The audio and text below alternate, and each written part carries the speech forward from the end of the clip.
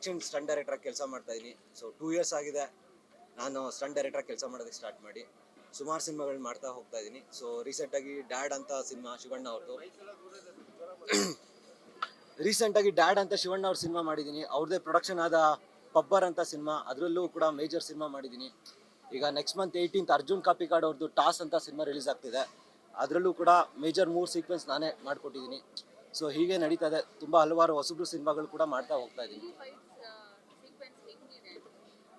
ಇದು ಸಿನಿಮಾದಲ್ಲಿ ಬರ್ತಿರೋ ಫಸ್ಟ್ ಫೈಟು. ಲೈಕ್ ಇದು ಕಂಪ್ಲೀಟ್ ಕಮರ್ಷಿಯಲ್ಲೂ ಇರಲ್ಲ, ಸ್ವಲ್ಪ ಸ್ಟೈಲಿಶ್ ಆಗೂ ಇರುತ್ತೆ. ಇನ್ನೂ ಸಿನಿಮಾದ ಪಾತ್ರ ಆಚೆ ಬಂದಿರಲ್ಲ.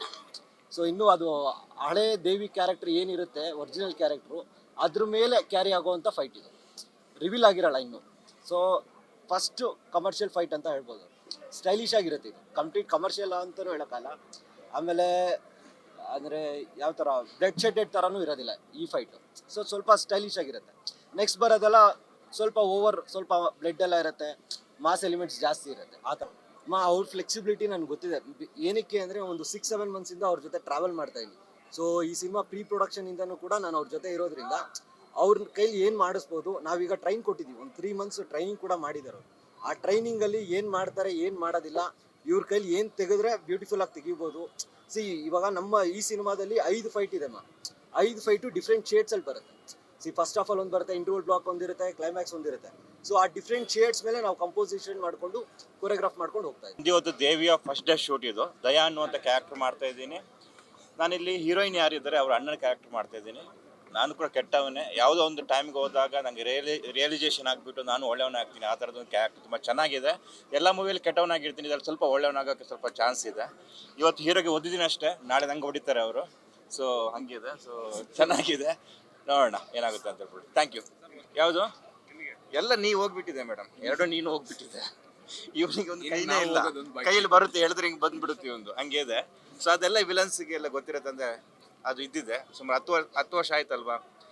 ಒಂದೊಂದು ವೀಕ್ ಒಂದೊಂದು ಬಾಡಿ ಪಾರ್ಟಿಗೆ ವೀಕ್ ಆಗ್ತಾ ಇದೆ ನಮಗೆ. ಈಗ ಫೈಟ್ ಅಂತ ಸಾಕು ಓಡೋಗೋಣ ಅಂತ ಅನ್ಸ್ಬಿಡುತ್ತೆ. ಬಟ್ ಮಾಸ್ಟರ್ ಜೊತೆಗೆ ನಾನು ರೈಸಾ ಭಾಷೆಗೂ ಕೂಡ ನಾನು ವರ್ಕ್ ಮಾಡಿದ್ದೆ. ತುಂಬ ಸೇಫ್ಟಿಯಾಗಿ ಮಾಡ್ತಾರೆ ಅವರು. ಎಲ್ಲೂ ಕೂಡ ಏಟ್ ಆಗದಂಗೆ ನೋಡ್ಕೋತಾರೆ. ಸೊ ಹಾಗಾಗಿ ಖುಷಿ ಇದೆ ಅವ್ರ ಜೊತೆ ವರ್ಕ್ ಮಾಡೋಕ್ಕೆ. ಈಗ ನಮ್ಮ ಗೆಳೆಯ ಬಂದು ಜಾಯ್ನ್ ಆಗ್ತಿದ್ದಾರೆ. ಹಾಗೆ ಶರತ್ ಸರ್ ಆಗಿರ್ಬೋದು, ರವಿಚಂದ್ರನ್ ಸರ್ ಆಗಿರ್ಬೋದು, ಇನ್ನು ಮುಂದಕ್ಕೆ ನಮ್ಗೆ ಸಿಗ್ತಾರೆ ಅವ್ರಿಗೆ ಆ್ಯಕ್ಟಿಂಗ್ ಮಾಡೋಕ್ಕೆ, ಭವ್ಯ ಅವರೆಲ್ಲ. ಸೊ ಖುಷಿ ಇದೆ ಸರ್, ಖುಷಿ ಇದೆ ಸರ್. ಯಾಕಂದ್ರೆ ಈ ಕಥೆನ ಅವರೇ ಬರೆದಿರೋದು. ಈ ಕಥೆನ ಬರೆದುಬಿಟ್ಟು ಅವ್ರು ಯಾರನ್ನು ಬಿಲೀವ್ ಮಾಡ್ತಾರೆ, ಪ್ರಕಾಶ್ ಸರ್ ಅವ್ರಿಗೆ ಕಥೆನ ಕೊಟ್ಟಿದ್ದಾರೆ. ತುಂಬ ಚೆನ್ನಾಗಿ ಮಾಡ್ತಿದ್ದಾರೆ. ಇವತ್ತು ಈ ಸೆಟ್ಟಲ್ಲಿ ಇಬ್ಬರು ಡೈರೆಕ್ಟರ್ ಇದ್ದಾರೆ, ಒಂದು ಪ್ರಕಾಶ್ ಸರ್ ಮತ್ತು ನಮ್ಮ ಫೈಟ್ ಮಾಸ್ಟರ್. ಸೊ ಇವತ್ತಿನ ಶೂಟ್ ನಾನು ಇವತ್ತು ಜಾಯ್ನ್ ಆಗಿದ್ದೀನಿ ಅಷ್ಟೇ. ಬೆಳಗ್ಗೆ ತುಂಬ ಚೆನ್ನಾಗಿ ಬಂದಿದೆ. ಸೊ ಡೈಲಾಗ್ಸ್ ಆಗಿರ್ಬೋದು ಮತ್ತು ನಮ್ಮ 8 ಸೀನ್ಸ್ ಆಗಿರ್ಬೋದು ತುಂಬ ಚೆನ್ನಾಗಿ ಬಂದಿದೆ.